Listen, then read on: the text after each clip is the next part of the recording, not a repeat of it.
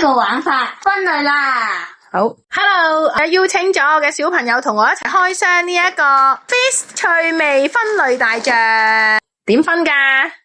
係分大細啦，同埋分顏色嘅。好，咁先係分大細先，係你擺係啦，直接擺。好，我哋有細，你再擺好先。我哋有細嘅大笨象啦，有中嘅大笨象，同埋我哋仲有細嘅係細藍色嘅大笨象。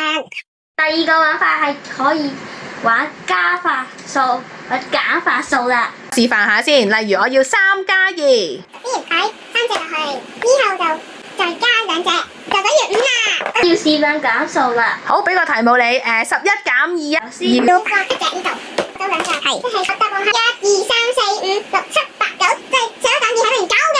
遊戲咧就有大、中、細嘅大笨象。假設我擺咗個細嘅大笨象喺度喎，細嘅大笨象就會俾中嘅大笨象食咗，跟住掉咗佢啦。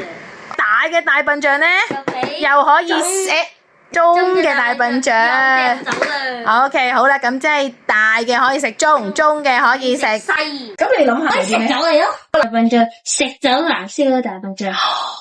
哦。贏咗。